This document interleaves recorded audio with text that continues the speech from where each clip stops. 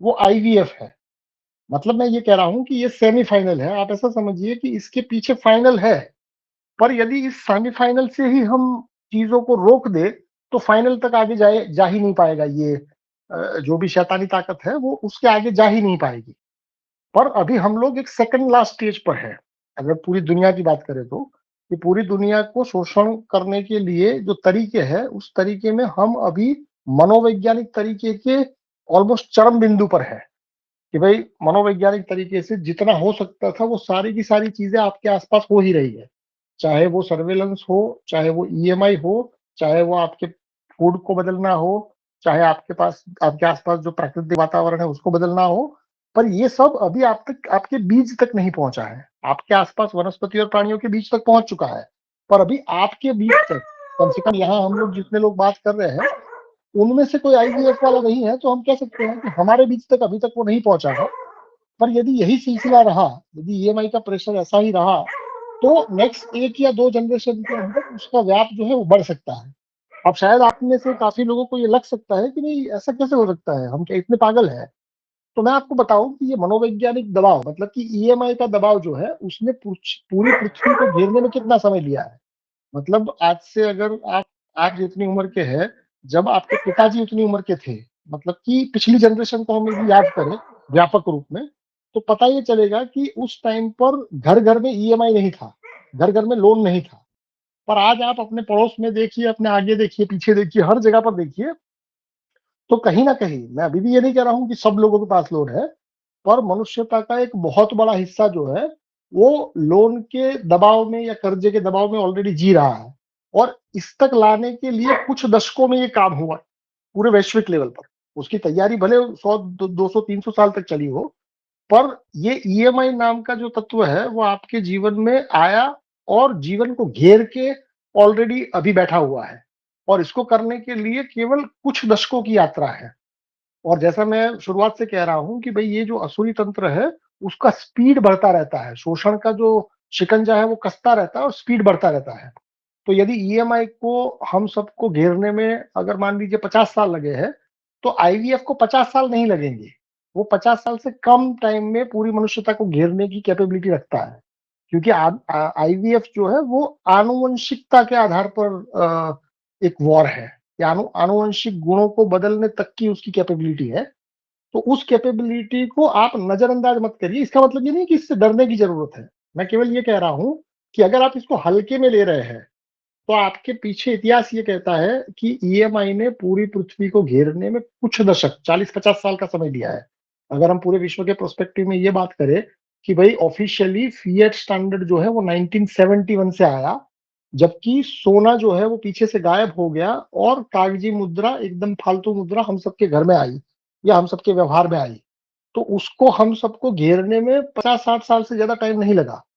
तो 50-60 साल से ज़्यादा टाइम यदि ईएमआई जो कि मनोवैज्ञानिक दबाव है, उसको नहीं लगा, तो जो आनुवंशिक दबाव है, हालाँकि उसकी तैयारी साइड बाय साइड चलती ही रही है। यहाँ ऐसा नहीं है कि पहले ईएमआई पूरी तरह से आ जाए, फिर आईवीएफ आएगा, ऐसा नहीं है।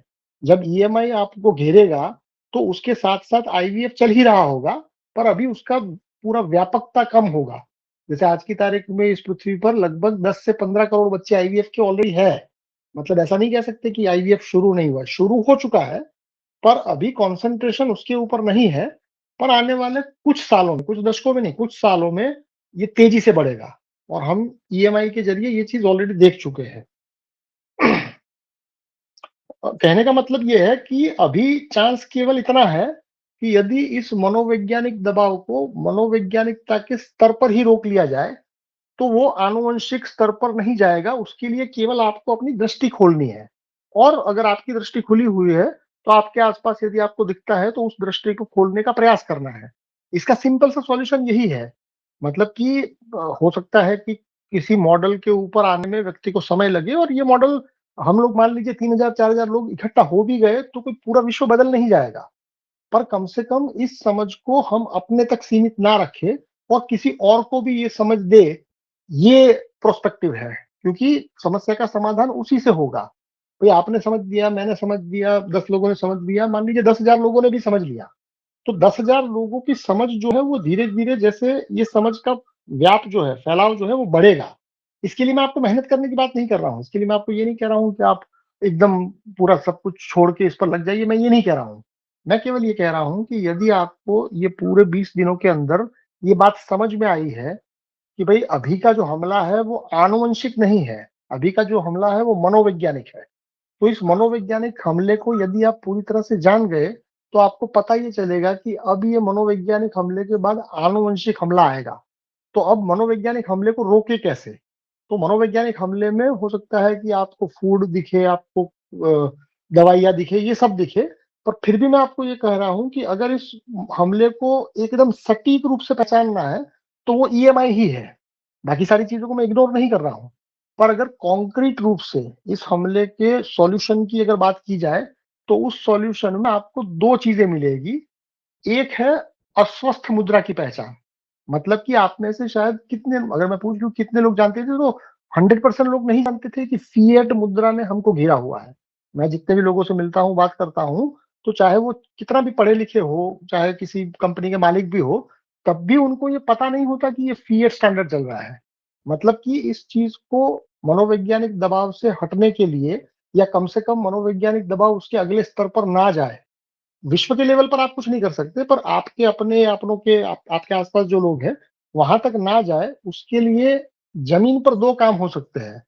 एक काम है मुद्रा के अस्वस्थ रूप की पहचान। इसका मतलब ये हुआ कि फ़िएट मनी आपको घेरे हुए है, ये यदि आपको समझ में आया है, तो आपको किसी और को ये बात समझानी है। यदि आप नहीं समझा सकते, या आपको लगता है कि अभी आपकी उतनी समझ नहीं बनी है, तो आप उसको, उन व्यक्तियों को इस कोर्स में रिफ़र कर सकते हैं। क्योंकि यहाँ एकदम खुले तरीके से व्यापक रूप से फ़िएट करेंसी क्या है, उसका इतिहास, ये सारी चर्चाएँ धीरे-धीरे होगी। हालाँकि 20 दिनों की यात्रा जो है, वो यात्रा करना एक कठिन काम है, पर मैं आपको स्टेप के रूप में बता रहा हूँ, कि भई मनोवैज्ञानिक स्टेप को आनुवंशिक स्टेप से जाने से रोकना है, तो वो 2 तरीके से हो सकता है। एक तरीका है आपके मुद्रा के अस्वस्थ रूप की पहचान, मतलब कि फ़िएट करेंसी ने दुनिया को कैसे घेरा है, ये इस बात की समझ। और दूसरा है स्वस्थ मुद्रा की पहचान। मतलब कि ये अपना ट्रांज़िशन करे, असुर जो है वो आपको मनोवैज्ञानिक से आनुवंशिकता तक ले जाए, उससे पहले आप और आपके आस-पास कुछ लोग यदि इस अस्वस्थ रूप को पहचान लेते हैं, तो फिर धीरे-धीरे वो स्वस्थ रूप तक ऑटोमैटिकली जाएँगे, जब उसके पास ये दोनों इन्फॉर्मेशन हो। मैं अभी इसको इन्फॉर्मेशन ही कह रहा हूँ। भई आपने फ़िएट मुद्रा के बारे में जान लिया, उससे कोई आप उसको जला नहीं देंगे। ना ही आपने बिटकॉइन के बारे में जान लिया तो आप अपना घर-बार सब बेच के बिटकॉइन खरीद लेंगे, ऐसा भी मैं नहीं मान रहा हूँ। पर कम से कम अस्वस्थ रूप की पहचान मुद्रा के और स्वस्थ रूप की पहचान, यदि ये दोनों हो जाए, तो धीरे-धीरे आपका जो ब्लाइंड ट्रस्ट है सरकारों के ऊपर, संस्थाओं के ऊपर, सीनियर के ऊपर, कुछ समझदार व्यक्तियों के ऊपर, वो धीरे-धीरे साफ होता जाएगा। कि भई अगर संस्थाएँ, सरकारें और जो कंपनियाँ हैं, वो यदि आपके भले के लिए ही होती, तो सिचुएशन इतनी खराब तो नहीं होती। मैं ये नहीं कह रहा हूँ कि हर एक व्यक्ति की सिचुएशन खराब होगी, पर अगर आप अपने आस-पास देखेंगे तो सामाजिक तौर पर तो आपको ये पता चलेगा कि व्यक्ति को निचोड़ा जा रहा है। तो कॉन्क्रीट रूप से इसको आगे ले जाने के जो माध्यम है वो ये है कि भई इसमें अगर आप मान लीजिए इन्फॉर्मेशन ही कलेक्ट करते रहेंगे, तो इन्फॉर्मेशन तो बहुत सारी है। जैसे अगर आप मान लीजिए फूड के ऊपर रिसर्च करना शुरू करेंगे तो आपको बहुत सारे तथ्य मिलेंगे। दवाइयों के ऊपर रिसर्च करेंगे तो वहाँ पर भी बहुत सारे तथ्य मिलेंगे। मतलब कि किसी भी बिंदु पर, चाहे आप हाउसिंग कंस्ट्रक्शन के ऊपर भी, कि भई ये ऊँची-ऊँची बिल्डिंगें क्यों बन रही है, उसके ऊपर भी रिसर्च करेंगे तो आपको बहुत सारा मटेरियल तो मिलेगा ही। पर उन सारे मटेरियल में जो अहम मुद्दा है, वो अहम मुद्दा ये है कि ये सारे रिसर्च का बेस जो है वो मनी है, और वो जो मनी है, वो अभी पूरी तरह से अस्वस्थ है। पूरी तरह से आपको बर्बाद करने के लिए डिज़ाइन्ड है। अगर इस बात को समझ लिया और फिर धीरे-धीरे मुद्रा क्या है वहाँ से शुरू करेंगे, तो हो सकता है कि आपको किसी और व्यक्ति को ये समझाना थोड़ा आसान हो जाए, या इवन आपके अंदर से वो आवाज़ आएगी कि भई हम और कुछ नहीं कर सकते तो इतना तो कर ही सकते हैं, कि भई व्यक्ति को स्वस्थ मुद्रा क्या है, उसकी समझ, और अस्वस्थ मुद्रा ये करंटली क्यों है, उसकी समझ दे पाएँ। तो ये बात है कि कैपिटलिज़्म की शुरुआत जो है वो यहाँ से आप कर सकते हैं। मॉडल की हमने अब तक जो बात की वो तो है ही, पर ज़रूरी नहीं है कि उस मॉडल पर आने के बाद ही आपकी यात्रा शुरू हो। भई हो सकता है कि उस मॉडल पर आने में आपको समय लगे, अभी समझ थोड़ी गहरी बनी हो, ना बनी हो, ये हो सकता है। पर कम से कम ये जो अस्वस्थ मुद्रा है, उसके बारे में और स्वस्थ मुद्रा के बारे में जैसे-जैसे आप अपनी समझ को डेवलप करते रहेंगे और उसको शेयर करते रहेंगे। क्योंकि शेयरिंग से एक फ़ायदा ये भी होगा कि आपकी खुद की समझ भी थोड़ी बेहतर होती जाएगी। तो ये मामला है। अगर इस बिंदु पर कोई सवाल है तो ज़रा करिए या एक अपनी प्रतिक्रिया दीजिए। विश्वजीत क्या कहेंगे? ये कैपिटलिज़्म की मैंने जो बात की कि अभी ये आनुवंशिकता पर नहीं आया है। अभी ये दबाव जो है वो मनोवैज्ञानिक है। तो इसको रोकने का मैं जो सुझाव दे रहा हूँ, उसके ऊपर आपकी क्या प्रतिक्रिया है?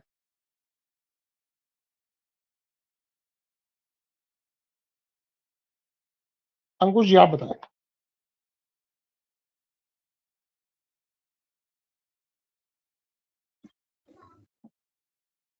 संजय जी आप बताएँ। ये अच्छा, हेलो। हाँ जी। ये जो वन बाय वन अपन ने हाँ जी, बताइए। 20 दिनों तक के हमने जो देखा और जिस विषय पे आपने बात की अभी, उसमें ये हुँ, हुँ। चीज़ अगर हम पहले थोड़े अवेयर हो जाएँ, कुछ लोग ही सही, जी। फ़र्क नहीं पड़ता कि हाँ, कितने हाँ। क्या कैसे, क्योंकि किसी भी चीज़ की शुरुआत, जैसे फेक जी, मनी जी। की भी शुरुआत उन्होंने भी जब की होगी, तो ऐसा नहीं हुआ होगा कि मतलब पूरा का पूरा उन्होंने भी डेमो लाया होगा या जैसा भी कुछ हाँ, हुआ होगा। हाँ। तो जब सही इस बात है। तरह से हो सकती है शुरुआत, तो किसी अच्छी चीज़ की भी शुरुआत हो सकती है। हुँ, हुँ, हुँ। मतलब जो सही बात। चीज़ें हैं, तो ये चीज़ हो सकती है और अपने स्तर पे, और मुझे ऐसा लगता है जिस तरह से आपकी जो प्रणाली है समझाने की, और जिस तरह से आपका एक अनुभव है, जो जीवन को आपने निचोड़ निकाला है और एक शिविर के माध्यम से, एक सिस्टम के माध्यम से जो आप एग्ज़ीक्यूट करते हैं, हुँ, तो हुँ। वो उसमें अमूमन आदमी जो सच में कुछ आत्म रूपांतरण हेतु या जागने हेतु या सच में अपने आप को द्वंद से मुक्त, सच में एक, चलो ये भी हुँ, बड़ा हुँ। मुश्किल होता है कि आपको क्या सच में जानना भी है? ये भी अपने आप में बड़ा प्रश्न है।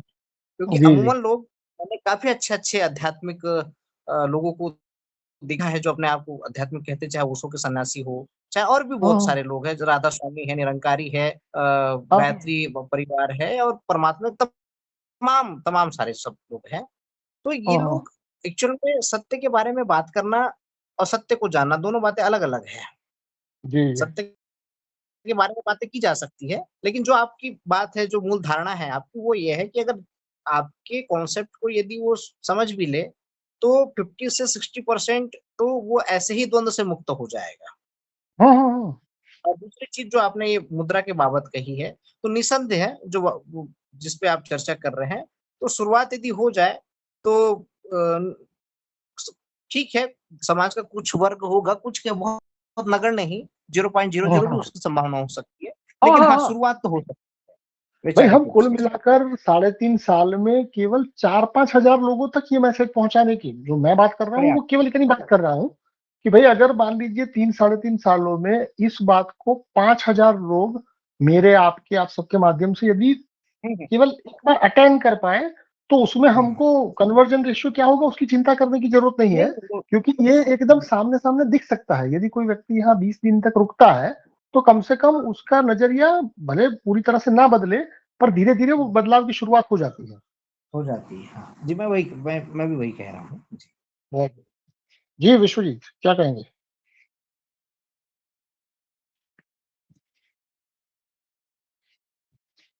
और रोनित जी आप बताएँ?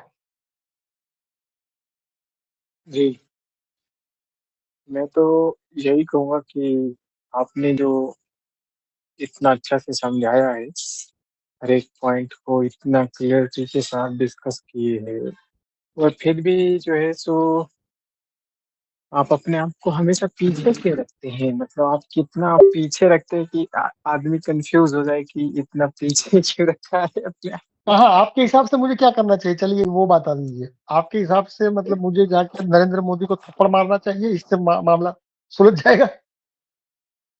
नहीं, यहाँ पे तो मेरे हिसाब से अपने आप को बीच में रखना चाहिए, पीछे रखते हाँ, हाँ, पर बीच में मैं कहाँ रखूँ? आप बताइए ना, आप बताइए मैं कहाँ रखूँ?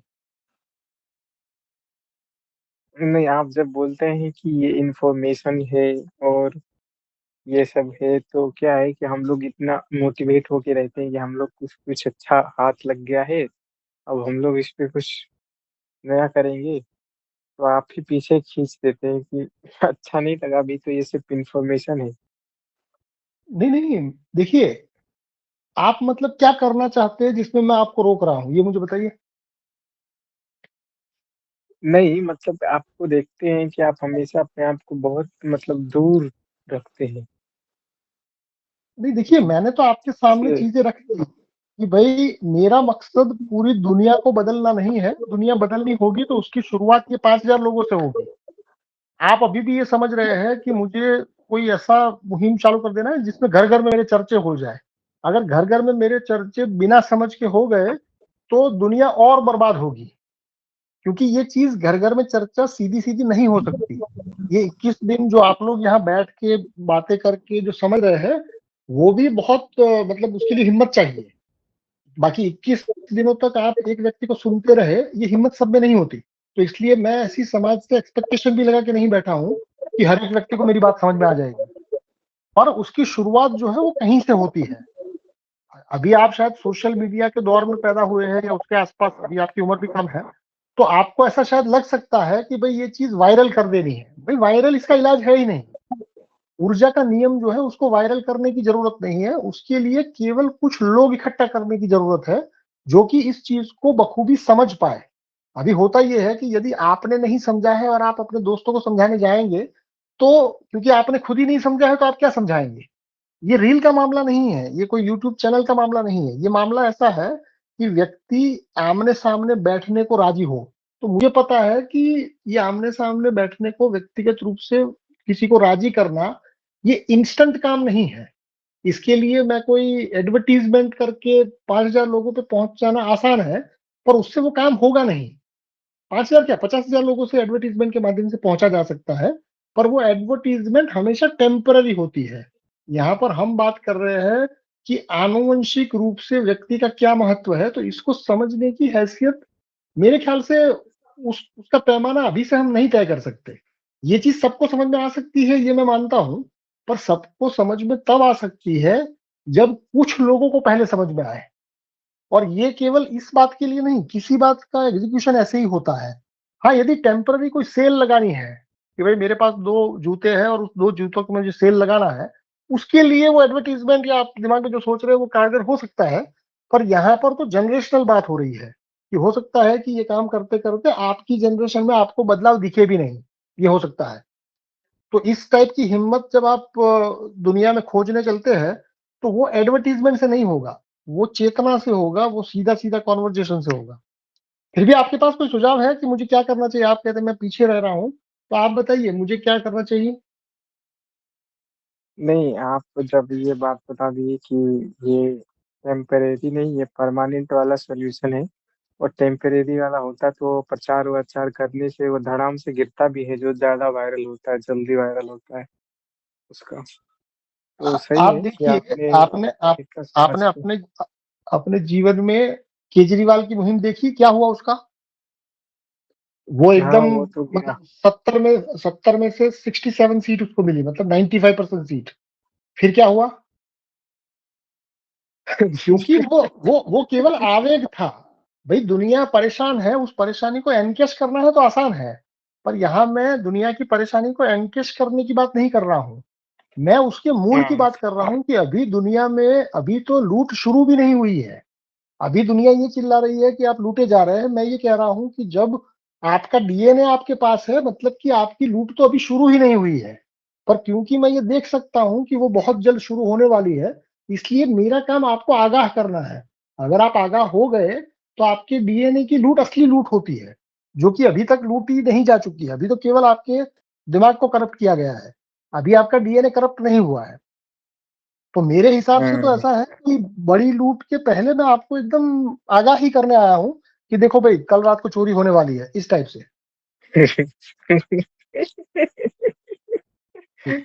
ये बात लेकिन बहुत खतरनाक आपने बोली कि अभी तो लूट भी स्टार्ट नहीं हुआ, अभी तो लूटने का भाई अभी स्टार्ट ही होने देखिए, वाला है उसके लिए भी। आपकी आपकी जमीन लूटी जाए तो जमीन आप माँ की कोख से नहीं लाए थे। आपका पैसा लूटा जाए तो वो भी आप अपने, वो तो पैसा तो एकदम फालतू है, वो तो सरकार ने आपको दिया और सरकार ने आपसे छीन लिया। एक्चुअल में जब आप बहुत गहराई में समझेंगे तो पता चलेगा कि ऊर्जा जो है उसके साथ आप पैदा हुए हैं। प्रकृति का जो अलॉटमेंट है, उस अलॉटमेंट में वो आपका हिस्सा था। आपकी जमीन भी आपका हिस्सा है, पर जमीन का हिस्सा और इस डीएनए के हिस्से में बहुत बड़ा अंतर है। आपको जमीन खोने का यदि गम है तो डीएनए खोने के गम तक आप उतना कॉन्शियस तो रहने चाहिए ना। असुर का प्लान ये है कि आपकी उस चेतना को ही मिटा दिया जाए ताकि आपको पता ही नहीं चले कि आप लूटे जा चुके हैं। तो उससे बचना मतलब कि अभी तो वो अटैक हुआ भी नहीं है, पर होने की तैयारी पूरी है इस पैटर्न के हिसाब से। जिस तरह से पैटर्न है उस पैटर्न के हिसाब से अगला हमला अब आपका डीएनए ही बचता है।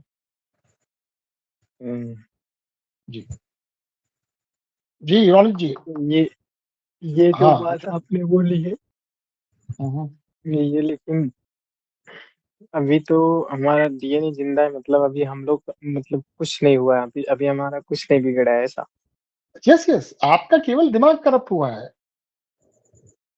तो तो वही वही तो दिमाग। दिमाग दिमाग का करप्शन जो है वो इसलिए है क्योंकि असली लूट की जा सके।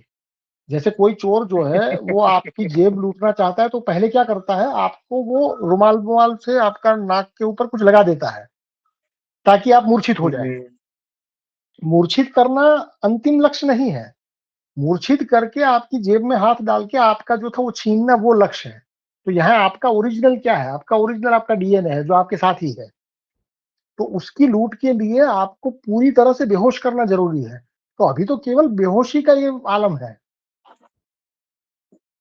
और यहाँ तक तो हाँ, मैं बीच में थोड़ा हाँ ये कर रहा हूँ, लेकिन मैंने कितनी यात्राएं की हैं, समझो मैंने अब तक आध्यात्मिक नाम के ओशो को पढ़ा, कहाँ तक घुमा, कितनी ये की, लेकिन ये जो बात है ना, ये बात कभी किसी ने नहीं समझा या मैं समझ नहीं पाया, और लेकिन यही सच्चाई है। अब ये जब मैं खुद के अंदर झांकता हूँ तो ये सच्चाई सामने आती है। हाँ हाँ, क्योंकि अब तक देखिए, अब तक जो दुनिया में जो अवेयरनेस के नाम पर हो रहा है वो अवेयरनेस है ही नहीं, वो तो सुलाने का काम है। राइट राइट राइट, कि भाई तुम सत्यवादी बनो या अहिंसावादी बनो, लेकिन ये जो ऊर्जा की बात है या जो कुछ हमसे जो कुछ छीना जाने की छीनने की बात है, ये क्या छीना जाने चाहते हैं, ये बात अब तक हमको किसी ने नहीं समझाई थी, ये आपने समझाई है। इसको आप ऐसे समझिए कि आपके कपड़े छीन लूं और आपकी जीवन छीन लूं, तो इन दोनों में से ज्यादा महत्वपूर्ण क्या चीज है? कपड़ा छीनना महत्वपूर्ण नहीं है क्योंकि कपड़ा तो दूसरा आ जाएगा। जीवन आ जो है, जाएगा। जीवन की ऊर्जा जो है हाँ। वो आपकी अपनी है, और वो अलॉटमेंट जो है वो किसी द्वारा दिया गया नहीं है। भाई मनी की बात करें या इवन प्रॉपर्टी की भी बात और करें तो ये और सारी ये चीज भी है किसी ना कि द्वारा। जैसे साइंटिफिक भी हम बात करें कि भाई हमको समझो समझो हम ऐसा साइंस ऐसा मानता है कि ऑक्सीजन ही आदमी का मूल उसको बचाने का है। समझो आईसीयू में जाके ऑक्सीजन भी दे दो तो तब भी आदमी नहीं बचता या आगे सर्वाइव नहीं कर पाता। तो ये जो जीवन की ऊर्जा है ये कुछ एक अलग बात है, और जो आप इसके ऊपर बात करना चाहते हैं और ये हमको समझनी चाहिए कि हाँ, वो एक अलग है चीज। जी। और देखिए इस बात को एजुकेशन में जोरों शोरों से नहीं कहा जा रहा है और कहा जाएगा भी नहीं। आपकी किताबों में ये बात डायरेक्ट नहीं है, इनडायरेक्ट खोज करेंगे तो नहीं। मिलेगा, पर डायरेक्ट नहीं हम्म, है। तो जब आपके पास इसकी डायरेक्ट इंफॉर्मेशन है नहीं तो आपको लगेगा कि मैं बहुत स्लो जा रहा हूँ। क्यों आपको ऐसा लगेगा? कि आपको लगेगा कि भाई यूट्यूब पे बता दो और सब लोग समझ लेंगे और वायरल हो जाएगा, पर हकीकत ऐसी नहीं है। हकीकत ये है कि इस बात की समझ यदि आपको अकेले को भी ठीक ठीक आ गई तो आप इसको किसी और को शेयर किए बिना रह ही नहीं पाएंगे। ये ऐसी नहीं बात है। नहीं, बिल्कुल बिल्कुल सही बात है। और और इसलिए मैं यहाँ यहाँ लाखों लोगों की भीड़ नहीं चाहता हूँ। मैं तो ये कह रहा हूँ कि अगर 3 साल के अंदर हम केवल 4-5 हजार लोगों तक ये बात पहुंचा दे तो बहुत बढ़िया बात है। जी। हम्म। क्योंकि जी उनका मेरा। भी जो अम, हमको जब हमको डीएनए के माध्यम से अलग करने का जो उनका जिस तरीके से काम करने का दबाव है या जो प्रेशर है और तरीका है, क्यों ना हम उस कम से कम उनके अपोजिट, या समझो ऐसा मान नहीं सकते कि वो उनको हम लड़ नहीं सकते उनके माध्यम से, लेकिन कम से कम जगा तो सकते हैं। हाँ हाँ, बस इतना ही बात है। देखिए इस हम्म लड़ाई के अंदर अभी उनका मेन काम बाकी है। अब तक उन्होंने केवल आपके आभूषण छीने, आपके कपड़े छीने। अभी आपका छीना जाना बाकी है जो मेन है। राइट राइट मैं राइट क्या राइट। कर रहा हूँ कि और उसके लिए ये ये बात कर रहा हूँ। ये मुझे खुद को भी एहसास हो रहा है कि मेरे गांव में, मेरा तो समझो एक 2000 लोगों का ही गांव है, यहाँ पर कम से कम जो ना बताए हुए ऐसे लोग हैं कि कम से कम 12 से 15 ऐसे लोग हैं कि जो आईवीएफ के माध्यम से बच्चे पैदा कर चुके हैं, लेकिन उनका किसी को पता भी नहीं है। ये गाँव तक बात आ चुकी है और इसका हमने कभी डिमांड नहीं किया था कि भई हमको ये चाहिए। और ना ही समझो अगर गवर्नमेंट भी है या जो कुछ भी संस्थाएँ भी है वो कहती भी है कि भाई जो भी कुछ भी ये प्रदूषण हो रहा है, जो कुछ भी पृथ्वी का नाश हो रहा है वो तुम्हारे पॉपुलेशन के वजह से हो रहा है। तो भई अगर ये हो रहा है पॉपुलेशन के वजह से तो तुम ये आईवीएफ लाए क्यों हो? ये हमारे अंदर सवाल क्यों नहीं उठता कि अगर ये हो ही रहा है तो तुम ये नहीं होना था। समझो अगर ये पॉपुलेशन की वजह से हो रहा था तो ये आईवीएफ तुम लाए क्यों हो? ये भी एक सवाल है ना। देखिए, यहाँ पर बात केवल इतनी है कि अगर बौद्धिक रूप से आप जाग जाए, चेतना के स्तर पर आप जागे ना जागे चलो छोड़ देते हैं उसको भी, केवल आप लॉजिक के स्तर पर जाग जाए। हाँ, हाँ, लॉजिक हाँ। ये कहता है, जैसे जैसे अमोल जी ने कहा कि भाई अगर जनसंख्या प्रॉब्लम है हुँ, हुँ। और कुदरती रूप से कुछ ऐसा हुआ है जिसके कारण ये जनसंख्या, कुछ लोग के बच्चे ही नहीं पैदा हो रहे हैं, हुँ, तो हुँ। सरकारें और संस्थाएं आपको जबरदस्ती आईवीएफ का ऐड देके उस जनसंख्या को क्यों बढ़ाना चाहते हैं, यदि हुँ। जनसंख्या कंट्रोल ही करनी हो तो यहाँ हुँ, से हुँ। एक लॉजिकल ये माइंड को पता चलना चाहिए कि भाई हाँ, ये जनसंख्या कोई प्रॉब्लम नहीं है, पर उस जनसंख्या को हमको एक कतार में रखना है कि हम कहे तो हुँ। बैठे, हम कहे तो खड़े रहे। बस वो दिक्कत है, और उस दिक्कत का एकमात्र सॉल्यूशन, अगर उसका आखिरी इलाज करना है तो उसको आनुवंशिकता के ऊपर ही जाना पड़ेगा, क्योंकि हुँ, उसके हुँ, हुँ। अलावा ये संभव नहीं है। हुँ, जी। हुँ। जैसे जैसे मेरे पास भी जो है ना कि भई हम देसी मुर्गी कहते हैं या जो गाँवठी है वो है और एक तरफ वो पोल्ट्री और बॉयलर है। तो जो वो पोल्ट्री और बॉयलर जो है वो आनुवांशिक है, समझो उसको बदलाव करके समझो उसको जनरेट किया गया हम्म, है। वो ना तो आदमी को देख के भागती है, ना पकड़ने नहीं देती है, वो एकदम चुपचाप बैठे समझो मतलब उसको खाना उसको जो डालती है सब ऑर्डर, खाती है। उस, हाँ, उसके डीएनए जैसा में जो ऑर्डर ऑर्डर मिलता है है। वो हाँ ये करती है। है। हाँ, और जो देशी है वो तो ना पकड़ में आती है, वो खुद का खाना खुद तय करती है, जहाँ अंडा देना है वही देती है, समझो उसका एक खुद का मैकेनिज़्म है। यस, उस मैकेनिज्म को समझा जा सकता है, उसको आप मॉडिफाई नहीं कर सकते, उसको केवल समझ सकते हैं। हाँ, हाँ, हाँ, हाँ, हाँ, हाँ। जी जी। जी रोनित जी, आप बताएं।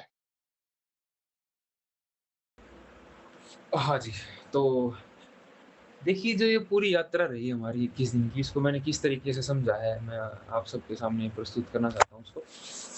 देखिए, जो भी व्यक्ति ये मानता है कि मैं एक आध्यात्मिक रास्ते पे हूँ या मुझे जैसे ओशो से जुड़ा, फिर आपसे जुड़ा, तो वो ये मानता है कि मैं आध्यात्मिक रास्ते पे हूँ। तो जो आध्यात्मिक रास्ते पे इंसान होता है ना, उसको 2 अनुभव चाहिए होते हैं, एक तो आत्मा का, एक परमात्मा का। जब तक ये अनुभव उनको नहीं मिलते हैं, वो अपनी यात्रा कंटिन्यूअस करता रहता है। और मैं ये मानता हूँ कि जो हमने यहाँ सीखा है 21 दिनों में, वो इससे बिल्कुल डायरेक्ट रिलेट कर रहा है।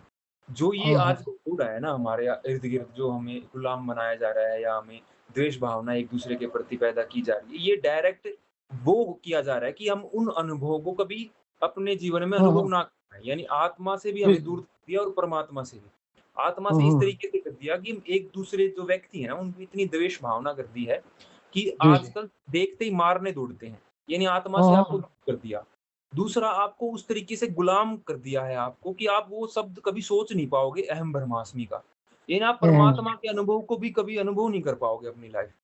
तो ये जी इस जी। तरीके से चैन चैन टू चैन जोड़ के आपको तोड़ दिया कि आप आत्मा और परमात्मा को कभी अनुभव ही ना कर पाओ और आप हम्म, सिर्फ गुलाम बने रहो। तो हमें क्या करना है, हमें अगर आध्यात्मिक एक्चुअल में होना है ना, तो सबसे पहले इन चीज़ों को समझना है कि बीच में रोड़ा कौन बन रहा है और उस रेड़ों को हम हटा नहीं सकते हैं। हम अपना रास्ता बदल लेंगे। अगर वो जी जी। सीधे जा रहे हैं तो हम उल्टा आ जाएँगे। हमें ये नहीं हाँ करना कि हाँ। हम इस रोड़ों को हटाएँगे, वो कभी नहीं हो सकता।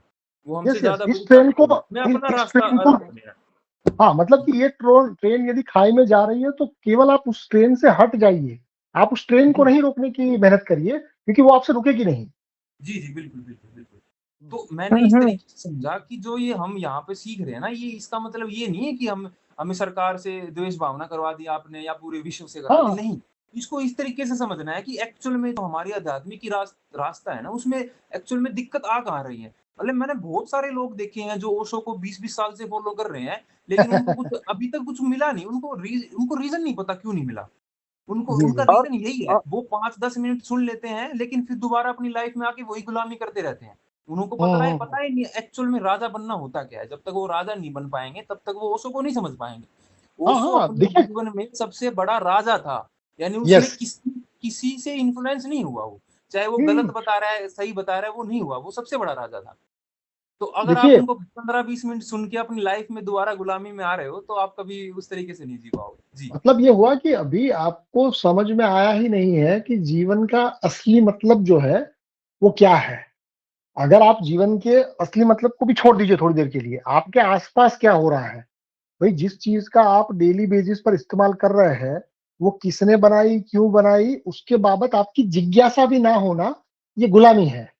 और ये गुलामी आज की तारीख में समाजों में इतनी पक्की हो चुकी है कि उसको खुरेदने आप जाएंगे तो सबसे पहले आपको विरोध का ही सामना करना पड़ेगा। जी इसलिए आपको किसी खास मॉडल बना के काम करना पड़ेगा, क्योंकि बिना मॉडल के काम करने जाएंगे तो आपका अपना मोटिवेशन थोड़ा बिगड़ेगा। जी इसलिए मैं हमेशा ये कहता हूँ कि भैया ये सारी चीजें जो है उसमें 7 मॉडल बनाने की जरूरत क्यों पड़ी, ये 21 दिन का कार्यक्रम करने की क्यों जरूरत पड़ी, वरना यही चीज आराम से की जा सकती है। मैं जो ट्रेनों में सफर करता हूँ तो मेरा तो यही काम होता है कि किसी भी व्यक्ति के साथ में ये बातचीत करता हूँ। कुछ लोग ऐसे भी है जो ट्रेन के माध्यम से मुझसे जुड़े हो, मुझसे मिले हो और बहुत अच्छे दोस्त हो, ऐसा भी हुआ है। कहने का जी मतलब ये है कि ये एकदम आम बात है मेरे लिए, आपके लिए भी आम बात है, पर अनफॉर्चुनेटली ज्यादातर मनुष्यता जो है वो दूसरे कामों में इतनी ज्यादा उलझा दी जा चुकी है। और दूसरा काम मतलब क्या, मुद्रा के साथ। तो आपको असलियत में मुद्रा के साथ इस तरह से आपका ताना बाना आर्टिफिशियली बुन दिया गया है। तो इससे निकलने का जो सरलतम रास्ता है वो क्या है, कि आप मुद्रा के अस्वस्थ रूप को पहचाने और आप मुद्रा के स्वस्थ रूप की कम से कम खोज करें। मैं नहीं कह रहा हूं कि आप बिटकॉइन को मान लीजिए, छोड़िए बिटकॉइन को भी, पर कम से कम मुद्रा क्या है उस चीज को जानने की शुरुआत करेंगे तो ऑटोमेटिकली आप फिएट से दूर होते जाएंगे धीरे धीरे, और बिटकॉइन की ऑटोमेटिकली करीब आते जाएंगे, क्योंकि आपको पता चलेगा कि हमारा सारा ऊर्जा जो है वो अभी तो इस चीज के पीछे भाग रहा है। तो यदि इस चीज के पीछे भाग रहा है और उस चीज को हमको किसी ने पकड़ा ही है, ये हमारी अपनी या हमको समझ में आए ऐसी भी नहीं है, तो जी धीरे धीरे आपकी ये यात्रा शुरू होगी और इस यात्रा को करने में आपको विरोध भी फिर ऐसा लगेगा कि भाई नादान बच्चा है और उसको नहीं समझ में आ रहा है तो थोड़ा विरोध कर रहा है, ठीक है। वरना आप ये समझ के बिना जब मार्केट में जाएंगे, किसी को बताने जाएंगे, उसके भले के लिए बताएंगे, तब भी आपको विलेन की तरह देखा जाएगा। तो इस चीज से बचने हेतु मैं कह रहा हूं कि अभी आपके लिए रास्ते दो है, स्वस्थ मुद्रा को जानिए, अस्वस्थ मुद्रा को जानिए। अगर ये दोनों चीज आप जान चुके हैं तो किसी और को जनवाइए, ताकि आपकी जो शार्पनेस है वो धीरे धीरे बढ़ती रहेगी और जी जी अल्टीमेटली मानवता के लिए भी उसका कुछ हित होगा। भाई आप जी मान लीजिए कि रैंडमली इस चीज को किसी को बताना शुरू करते हैं, तो जाहिर सी बात है कि आपको भी कुछ ऐसे बिंदु प्राप्त मतलब पता चलेंगे कि भाई आपको भी ठीक ठीक नहीं पता है। तो धीरे धीरे आपको थोड़ा आईना दिखेगा, आपकी समझ बेहतर होगी और इनडायरेक्टली समाज का उसको लाभ बनता रहेगा, होता रहेगा। जी ये मंशा बिल्कुल है। जी बिल्कुल। और जो ये 7 मॉडल आप बता रहे हो ना, इसको मैं इस तरीके से देख रहा हूँ, अगर आप सिर्फ एक मॉडल दे देते ना हमें, तो हो हम्म, सकता है कि हम ना कर पाते उसके ऊपर। अब जी जी जी, व्यक्तिगत है ये, जिसका जिसमें इंटरेस्ट है, जरूरी नहीं है कि हाँ 7 मॉडल है। आप अपना इंटरेस्ट के हिसाब से मॉडल बना सकते हो, लेकिन ऑलरेडी आपने 7 मॉडल दे दिए हैं, मैं मानता हूँ लगभग उसमें कवर हो चुका है, क्योंकि सबका हाँ हाँ इंटरेस्ट में आ जाएगा। जैसे अंकुश जी ने खेती में इंटरेस्ट दिखाया था, और हाँ हाँ, मैंने फार्म हाउस में इंटरेस्ट दिखाया था, वो यस ऑटोमेटिकली मेरा पहले से ही है। और आपके यस यस, 7 मॉडलों में वो कवर अप हो जाएगा। लेकिन अगर फिर हाँ भी हाँ, किसी को लग रहा है कि मेरा मेरा इंटरेस्ट तो कुछ और है, तो वो अपना खुद का मॉडल भी तैयार करके कर यस सकता है यस काम। यस। देखिए जब आपकी समझ क्लियर हो गई तो आप हजारों मॉडल बना सकते हैं, पर अनफॉर्चुनेटली उसमें एक चीज का आपको ध्यान रखना पड़ेगा कि कहीं आप हजारों मॉडल बनाते बनाते अपने आप को बेवकूफ तो नहीं बना रहे हैं, केवल मॉडल दिमाग में ही सोच रहे हैं और रियल में कुछ नहीं कर रहे हैं, ये होने की संभावना बहुत ज्यादा है वहां पर। जी, तो इसलिए जी, मैंने थोड़ा इसको स्ट्रिक्ट रखा है कि भाई आपको इस 7 मॉडल में से नहीं चुनना है, कुछ अपना मॉडल चुनना है तो भले आप मुझे बताए ना बताए, पर कम से कम कुछ स्टेप लीजिए। जी, वो जो स्टेप जो कि ये पूरी की पूरी व्यवस्था है उसको आप समझ चुके हैं कि ये व्यवस्था हमारे लिए स्टेप नहीं लेगी, और अगर वो स्टेप लेगी तो हमको आनुवंशिक नियम के ऊपर ले जाने का स्टेप ही लेगी। तो ये जी, चीज जब आपको समझ में आ जाती है तो आपके मॉडल अपने आप बनेंगे। और अगर आप अपने आप बनाने के लिए अभी तक सक्षम नहीं है या अगर उसमें कुछ रोड़ा है, तो मैं आपको दे रहा हूं कि भाई ये 7 चीजों के माध्यम से हम 4-5 हजार लोगों का एक ग्रुप बना लेते हैं, ताकि वो ग्रुप आपस में इस लैंग्वेज को समझ पाए। हम जो बात कर रहे हैं उस लैंग्वेज को यदि समझना भी आदमी ने शुरू कर दिया तो धीरे धीरे वो ऊर्जा जुड़ती है। अभी जी, मकसद ये है कि कम से कम 5 हजार लोग जो है वो इस विचारधारा के अंदर, भले वो लड़े झगड़े वैचारिक रूप से आर्ग्यू करे, वो सब ठीक है। पर कम से कम उसको ये पता चले कि हमको अब किसी और पे डिपेंडेंट नहीं रहना है, हमको अपनी खुद की व्यवस्था बनानी है, और वो व्यवस्था की शुरुआत इन सातों में से कहीं ना कहीं हो जाएगी। जी, बिल्कुल। और मैं समझे? लास्ट में आपका हाँ। बार-बार धन्यवाद करना चाहता हूँ। आपने इस तरीके से अरेंज किया सब कुछ और हमें समझाया, उसके लिए बहुत-बहुत धन्यवाद आपका। वो तो देखिए, मुझे तो ये चीज करने का मजा आता है। मतलब कि मेरे लिए ये 24 आवर जॉब है। जी, जी, अगर मैं बिल्कुल। मतलब का मान लो कहीं ट्रैवल भी करता हूँ या रैंडमली भी कहीं जाता हूँ, तो मेरा मुद्दा यही होता है कि मैं व्यक्ति को पूछ लूं कि क्या करता है, वो बताएगा सरकारी नौकरियात है, या तो बिजनेस करता है, या तो प्राइवेट जॉब है। मैं उसको ऐसा नहीं कहूंगा कि भाई ये फिएट है, मैं उसको ये पूछूंगा कि तू सोच के बता कि तुझे जो पैसा मिल रहा है वो कौन बनाता है, कहाँ से आता है। तो धीरे धीरे, चाहे वो किसान हो, चाहे वो मजदूर हो, चाहे वो बिजनेसमैन हो, चाहे वो गवर्नमेंट एम्प्लॉय हो, चाहे वो किसी भी लेवल का आदमी हो, उसको ये तो पता चलता है कि उसको नहीं पता है। हुँ, हुँ, हुँ। क्योंकि जी, सबसे पहला काम आपको ये करना होता है कि सामने वाले के दिमाग में एक जगह पैदा करनी होती है। अगर वो जगह पैदा हो गई, तो फिर आप उसको कुछ इंफॉर्मेशन दे सकते हैं, ताकि उस जगह के माध्यम से वो अपनी यात्रा शुरू करे। भले वो आपके साथ करे या अकेला करे, वो ज्यादा महत्वपूर्ण नहीं है। पर हुँ, यदि हुँ। उसको ये समझ आपके माध्यम से मिलती है, तो लगभग वो आपके साथ यात्रा शुरू करने में थोड़ा कंफर्टेबल होगा। क्योंकि ये जी। इंफॉर्मेशन इन जनरल किसी के पास है ही नहीं। हुँ, हुँ। बिल्कुल। जी, संजय जी। स्वामी जी, किस बाबत पूछना चाहते हो जरा बताओ, क्योंकि क्योंकि कितनी देखिए, बातें हो अभी, गई मैं भूल गया। हाँ, हाँ। अभी अभी हमने जो आज का टॉपिक के संदर्भ में जो बात की कि भाई आज की तारीख में व्यक्ति कर क्या सकता है, तो मैंने बहुत स्पेसिफिकली ये कहा कि भाई अभी आप 2 चीज़ें कर सकते हैं। अस्वस्थ मुद्रा की पहचान, मतलब कि ये फिएट मनी की पहचान, और दूसरा कर सकते हैं स्वस्थ मुद्रा की पहचान, मतलब कि बिटकॉइन की पहचान। तो बिटकॉइन और आपका फिएट, ये दोनों में कितना अंतर है, ये जैसे-जैसे आपके पास स्पष्ट होता जाएगा, वैसे-वैसे आपको मेरी सारी बातें धीरे-धीरे और गहराई से समझ में आने लगेगी। और इस चीज़ की बात यदि आप अपने आस-पास व्यक्तियों में करना शुरू करते हैं, तो उनके लिए भी थोड़ी उनके ज्ञान में वृद्धि होगी, और आपको भी पता चलेगा कि कहीं आप भी केवल मेरी हाँ में हाँ मिला रहे हैं, या आपको भी कुछ पता चला है। तो ये 2 स्टेप ऐसे हैं जो कि आप रियल में कर सकते हैं। मैंने ये कहा। उसके ऊपर आपकी प्रतिक्रिया चाहता हूँ। जी, जी, वो तो मैं समझ गया कि स्वस्थ मुद्रा कौन-सी है, अस्वस्थ मुद्रा कौन-सी है, वो तो बराबर मैं समझ गया। हुँ, हुँ। और मैं स्वस्थ मुद्रा की ओर आगे बढ़ना चाहता हूँ। Okay, okay. जी, जी। नहीं, नहीं, देखिए, स्वागत ही है। वो जो 7 मॉडल हैं, उसमें से कोई ना कोई मॉडल के ऊपर यदि आप आगे बढ़ेंगे, तो चीज़ें और ज़्यादा समझ में आएगी। क्योंकि अभी तक हमने जो 20 दिनों में बात की, वो अभी शाब्दिक है, वो अभी भी जी, वैचारिक है। तो उस जी, विचारों का मतलब केवल इतना था कि आपके दिमाग में कोई कन्फ्यूजन ना बचे, आपका रास्ता क्लियर हो जाए। और उस रास्ते पर जब चलने की बारी आएगी, तो चलने में एक थोड़ा-सा कदम तो आपको उठाना पड़ेगा। अब वो कदम आप जल्दी उठाएँ, देर से उठाएँ, आज उठाए, कल उठाए, वो आपके ऊपर है, और साथ में से किस मॉडल पर उठाए, वो भी आपके ऊपर है। पर कम से कम यहाँ रुक मत जाइएगा। मेरा जो इंटेंशन है वो इतना है कि इस 21 दिन की यात्रा को केवल इन्फॉर्मेशन समझ के रुक मत जाइएगा। ये रिक्वेस्ट भी है, और ये मानवता के लिए ये स्टेप ज़रूरी भी है। मैं आपको दबाव नहीं डाल रहा हूँ, पर कम ये कह रहा हूँ कि केवल इन्फॉर्मेशन तक सीमित मत रहिएगा, क्योंकि असुर के तंत्र की खूबी ये भी है कि उसने आजकल यूथ को, या आजकल जो भी व्यक्ति थोड़ा मतलब अपने आप को थोड़ा सक्षम कहता भी है, वो भी इन्फॉर्मेशन में अटक जाता है। उसको इन्फॉर्मेशन दुनिया भर की अवेलेबल है। बस उस हुँ। इन्फॉर्मेशन को प्रोसेस करने के लिए